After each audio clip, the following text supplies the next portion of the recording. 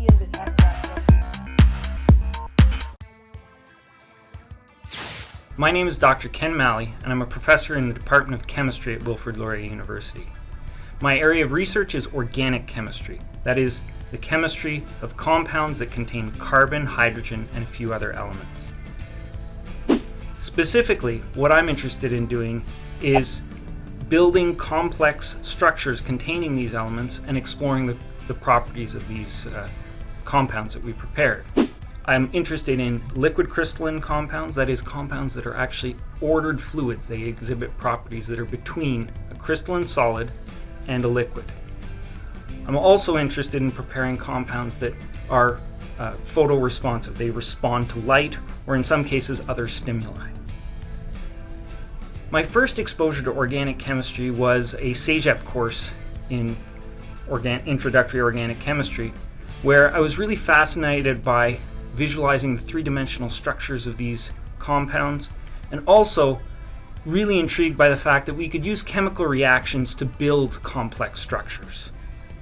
So after CEGEP, I went to Queen's University, where I did my undergraduate degree in chemistry, and I did an undergraduate thesis project using organic chemistry to make new liquid crystalline compounds. And this was my first exposure to liquid crystals. After this, I decided to stay at Queen's University for my PhD, where I continued my work on liquid crystalline compounds, and specifically liquid crystalline materials that responded to light. After my PhD, which I completed in 2002, I did a postdoctoral fellowship at the University of Montreal, where I looked at building molecules that would interact with other molecules in very specific ways. This is the field of supramolecular chemistry. In 2006, I joined the Department of Chemistry at Wilfrid Laurier University, where I established my independent research career that sort of draws on elements of the previous work that I did on liquid crystalline compounds and on controlling how molecules self-organize.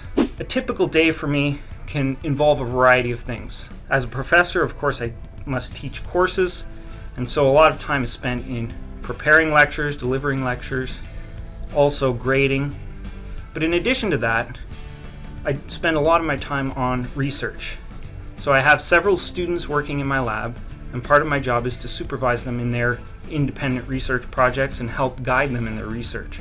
So in a typical day, aside from my teaching duties, I'll be in the lab providing guidance and advice to my students, talking about research, as well as writing grants to get funding for our research, reviewing journal articles, reading journal articles so I'm on top of the current literature and know what's happening in the field. And so these are the sorts of things that I do when I'm not teaching.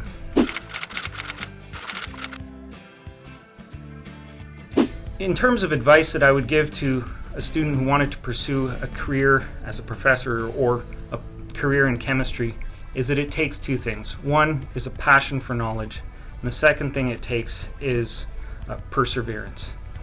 Lab research is a lot of hard work, a lot of repetition. You just have to keep with it.